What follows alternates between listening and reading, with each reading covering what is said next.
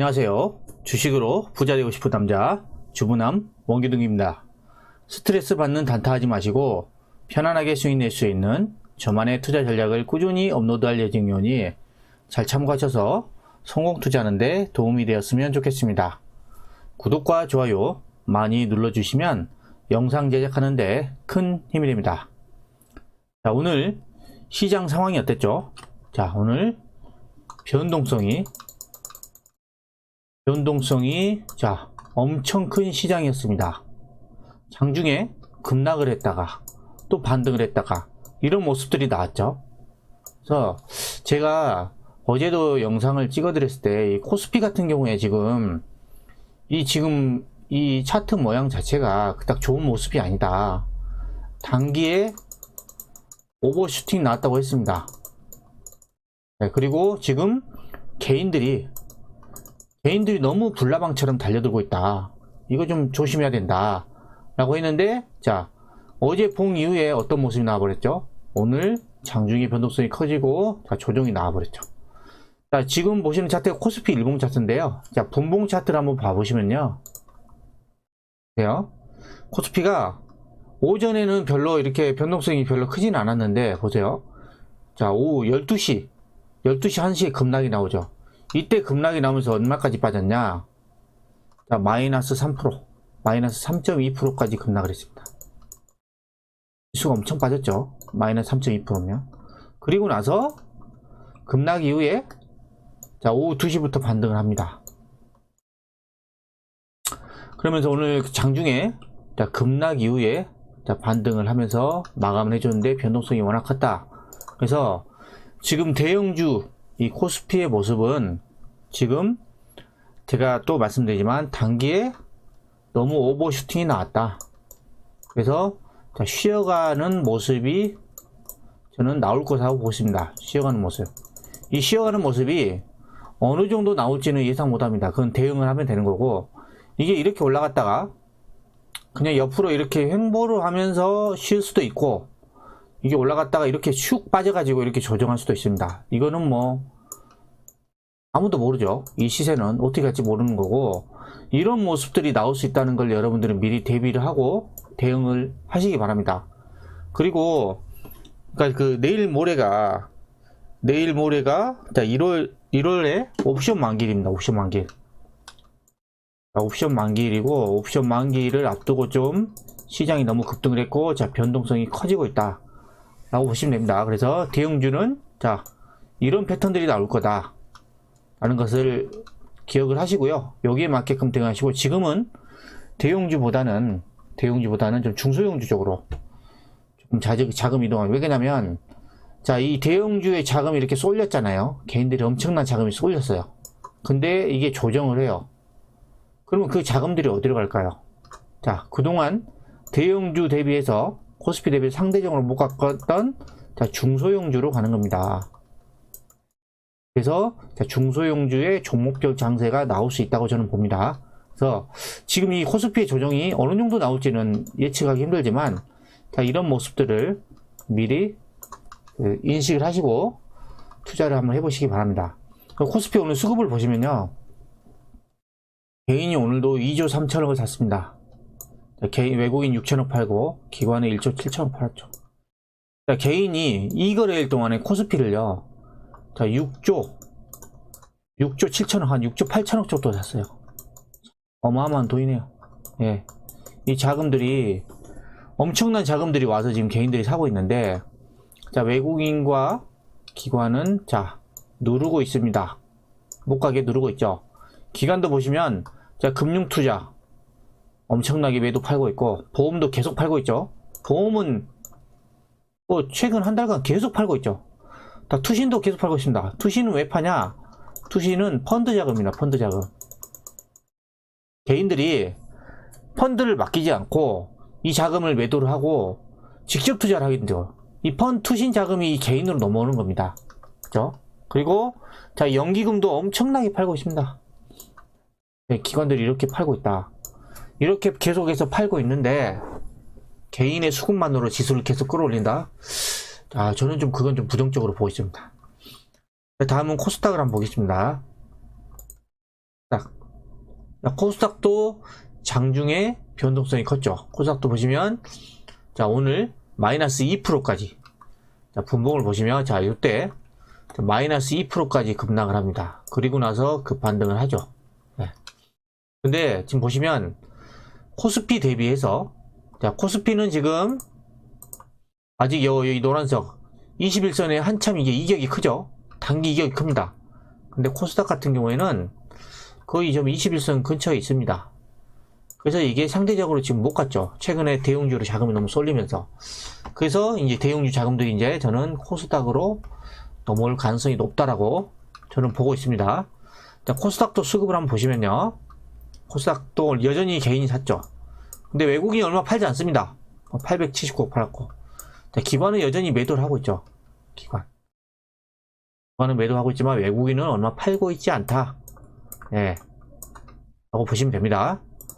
그리고 시총 상위 종목들 한번 보시면요. 자, 코스피 거의 다 팔았죠. 거의 다 조정 나왔습니다. SK 하이닉스 3% 조정 나왔고, LG화학 조정 나왔고, 뭐 현대차, 삼성바이오로직스, 현대모비스 다 그동안 잘 갔던 놈들이죠. 자, 이게 IT, 2차전지, 자동차, 그 다음에 제약바이오, 그 다음에 자동차. 자, 이런 종목들 많이 갔죠. 올라갔죠. 자, 이런 종목들이 이제 단계 조정이 나온 겁니다. 단계 조정. 그리고 코스닥도 시가총액 3위 종목들 한번 보겠습니다. 코스닥도 물론 조정을 하긴 했지만 코스피처럼 많이 빠지지 않았습니다. 오늘 많이 빠진 종목이 자, 에스코프로비에 위에 좀 2차전지로 좀 빠졌고, 그 다음에 SK머티리얼 이게 반도체죠. 좀 빠졌고, 그 다음에 리노공 이게 반도체 좀 빠지고, 나머지는 크게 빠진 거는 없습니다. 그쵸? 자, 다음은요. 자, 지금 보시는 차트는 이제 고객 예탁금입니다. 고객 예탁금. 자, 이 고객 예탁금은 뭐냐면요. 자, 주식을 매수하기 위한 대기 자금입니다. 대기 자금. 언제든지 주식을 살 수 있는 그런 자금입니다. 이 고객 예탁금이 보시면 최근에 거의 70조까지 갔죠. 69조니까 70조까지 상승을 했죠. 그리고 나서 자, 1월 8일 날 날짜로 보면 67조로 내려왔습니다. 고객 예탁금은 계속해서 증가를 하고 있습니다. 자, 이 이유 있죠. 첫 번째는 시중에 자금이 너무 많이 풀렸습니다. 자, 유동성. 자, 두 번째, 자, 저금리. 자, 우리나라 지금 기준금리가 0.5%죠. 제로금리입니다. 돈이 갈 데가 없어요. 이 지금 금리가 워낙 낮아서 이 금리 이걸 가지고 돈이 이렇게 주식시장에 들어오는 겁니다. 그리고 세 번째는 뭐냐면요. 자, 부동산 규제. 자, 부동산에 대해서 좀 아시는 분들이라고 하면 지금 부동산 정책이 어떻죠? 자, 매수자는 자, 대출이 얼마 안 나와서 매수를 하기 어렵고, 그렇죠? 매도자는 양도세가 엄청나게 높아서 늘어나서 매도도 어렵습니다. 그러니까 지금 제가 볼 때는 이 매수도 못하고 매도도 못하는 그런 형국이 돼버렸습니다. 부동산이. 그래서 이 여기에 들어가 있던 자금들이 주식시장으로 넘어오는 거죠. 그래서 이 고객 예탁금이 이렇게 증가를 하고 있다 라고 저는 보고 있습니다. 그래서 고객 예탁금은 계속 증가하는 거는 좋은 호재지만 자, 단기에 오버슈팅이 나오면은 자, 쉬어갈 가능성이 높다라고 저는 보고 있습니다. 자, 그리고 오늘 관심 있게 지켜봐야 하는 뉴스들 한번 살펴보도록 하겠습니다. 자, 첫 번째, 자, 이게 좀 악재인데 연방은행의 총재들이 양적 완화를 조기에 축소하겠다고 시사를 했다. 자, 이 양적 완화가 뭐죠? 양적 완화는 자, 각국의 중앙은행, 미국 같은 거는 패드죠. 패드가 중앙은행입니다.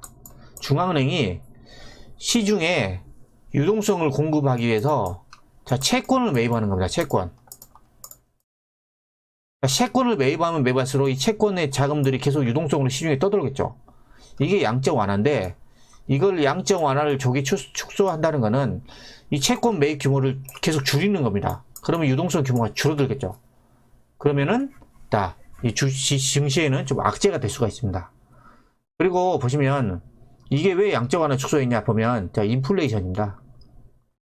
시중에 돈이 너무 많이 풀려가지고 물가가 너무 많이 상승을 했어요. 그래서 이 인플레이션, 계속 올라가는 인플레이션을 막기 위해서 양적 완화를 축소를 해야 된다 라고 합니다. 양적 완화를 축소하면, 자, 이 자금들이 어디로 가냐? 지금은 달러, 기축통화인 달러에서 자금이, 자, 신흥국 통화로 넘어오고 있죠. 원화 가치로 신흥국으로 넘어오고 있는데, 이게 다시 양적 완화를 축소를 해버리면, 자, 이 자금들이 다시 달러 강세가 되면서 달러로 자금이 넘칩니다. 그러면 신흥국 증시가 안 좋아지겠죠. 그래서 요거는 좀 악재로 볼 수가 있는데요. 자, 이런 부분들을 좀 눈여겨보셨다가 좀 투자에 좀 참고를 하셔야 될 것 같습니다. 자, 다음은, 자, 이틀 동안에 219포인트가 오르락내리겠다. 자, 공포지수가 반년 만에 최대다. 자, 이 공포지수라는 거는 뭐냐면요. 자, 변동성이 커질 때 이 공포지수가 커지는 겁니다.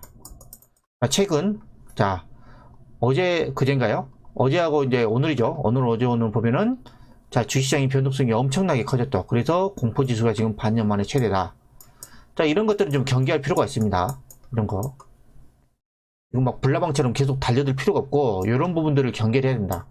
자, 주식이라는 게요, 강세장에서도 한없이 올라가는 건 아닙니다. 이런 건 없습니다. 제가 볼 때. 오르락 내리락 합니다.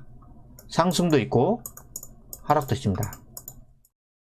근데 운 좋게 이 상승 사이클을 만나면은 수익을 나는 거죠. 이 강세장에서. 근데 재수없게 하락 사이클을 만났어요. 그럼 손해 나는 겁니다. 그래서 여러분들이 강세장이라고 해서 무조건 돈 버는 게 아니고요. 이런 사이클을 잘 타야 됩니다. 네, 투자라는 게 보니까 사이클이더라고요. 여러분 뭐 우리나라 뭐 부동산 같은 경우 거기다 계속 오르잖아요. 우상하면서. 부동산도 보면 돈 버는 지역이 있고, 아무리 그 시세가 다 올라간다 해도 돈 잃는 지역이 있더라고요. 그러니까 이 사이클을 잘 타야 됩니다. 사이클. 그래서 지금 좀 조심해야 될 구간이다. 특히 코스피 대형주들은 조금 여러분들 좀 조심해야 될 구간이라는 것을 좀 알 수 있습니다. 자, 다음은요. 자, 은성수 금융위원장이죠. 이분이 금융위원장이, 자, 공매도 제기할 거다. 자, 공매도 제기를 하게 되면, 자, 올해 3월 16일부터죠. 16일부터 공매도가 다시 시작이 됩니다. 자, 공매도가 시작이 된다 라고 하면은 주식시장이 부정적이다. 왜? 공매도는 뭐냐면요, 없는 겁니다. 없는 상태에서 매도를 타는 겁니다. 그러니까 주가가 이렇게 올랐어요. 이렇게 올랐어. 근데 이게가 떨어질 것 같다, 앞으로 주가가. 그럼 공매도를 칩니다. 근데 공매도를 쳤는데 주가가 떨어져요. 얘가 만약에 이게 10,000원짜리라고 하면, 이 주가가 만약에 이게 7,000원이 돼버렸어요. 30% 급락했죠. 여기서 공매도를 칩니다.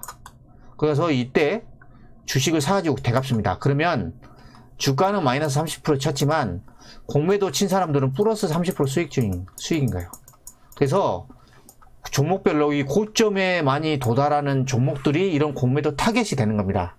그래서 이게 공매도라는 게 되게 지금 악재죠, 증시로는. 근데 지금 금융위원장은 계속 공매도를 하겠다고 하니까, 자, 3월 중순 이후에 이 시장의 흐름을 자세히 한번 지켜봐야 될 것 같습니다. 자, 그리고 마지막으로, 자, 지금 코로나로 인해서 어디 가지도 못하죠. 평일이고 주말이고 집콕을 하죠. 집콕 때문에 지금 미디어 컨텐츠죠. 뭐 계속 집에 있으면서 뭐 TV를 볼 것이고, 유튜브를 볼 것이고, 그 다음에 기타 뉴스들을 보죠. 이러면서 지금 미디어 컨텐츠들이 지금 잘 가고 있습니다. 자, 이게 시대적인 상황인 거죠. 참 안타까운 일입니다. 그래서 빨리 코로나가 좀 없어지길, 좀 빨리 좀 없어졌으면 좋겠고요. 자, 지금은 이런 상태로 인해서 자, 미디어 컨텐츠들은 가고 있다 라고 좀 보시면 되고요. 자, 지금까지 제가 설명드린 내용에 대해서 공감하신다면 구독, 좋아요 부탁드립니다. 그리고 자, 오늘 시장에서 강했던 종목들을 흐름을 한번 보도록 하겠습니다.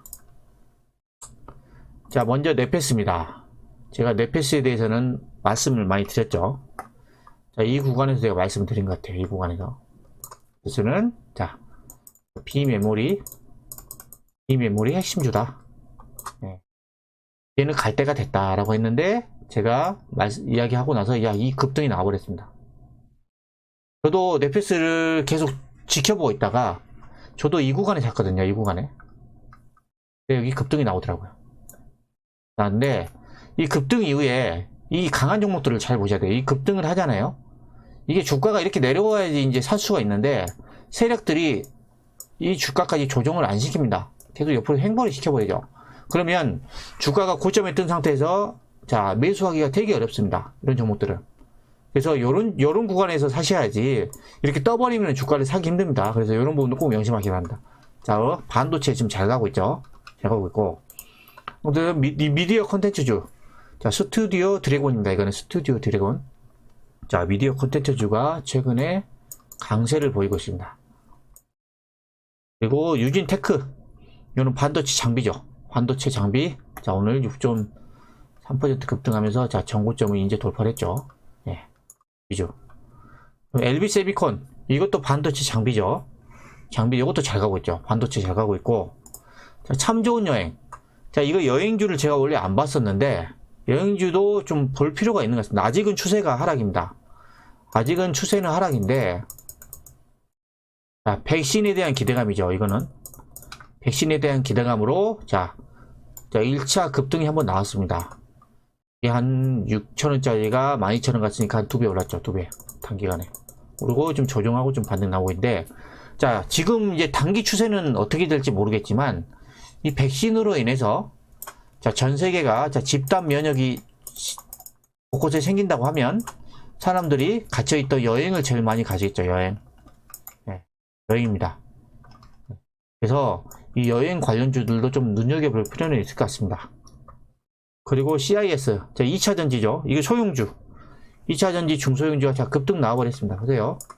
지금 이런 종목들이 나가고 있다는 거 보죠. 중소형주들. 롯데케미칼 롯데케미칼은 이제 화학주 화학의 대장이죠. 보면 얘도 오늘 8% 급등했습니다. 얘는 그동안 못 갔죠. 많이 다른 대형주에 비해서. 그래서 지금 IT하고 이 자동차 종에서 나온 빠진 자금들이 야 일로 넘어가는 겁니다. 화학주도 업황이 괜찮거든요.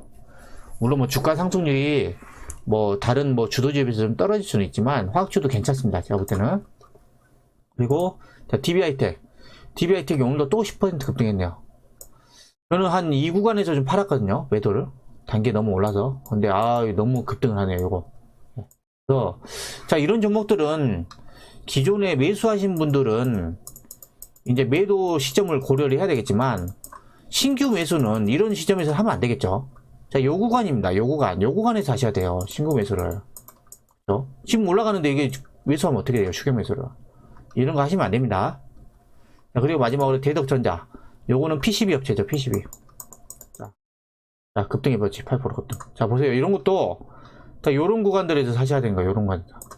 근데 여러분들이 보세요. 이렇게 급등하는 종목만 쫓아가다 보면은 항상 고점에 물립니다. 물려요. 때문에 이 조정이 지루할 수 있지만 이런 조정들 기업들을 분석을 해서 이런 조정들을 여러분들이 버텨낼 수 있어야 돼요. 그래야지 이 급등을 먹을 수가 있는 겁니다. 그래서 지금 자 오늘 시장을 정리하면요. 자 이제는 중소형주로 자금이 이동할 가능성이 높다. 그래서 자 종목별 장세를 준비하셔야 됩니다. 지금까지 오늘 주식시장에 대해 알아봤는데요. 영상이 마음에 드셨다면 구독, 좋아요, 알림 설정 부탁드립니다.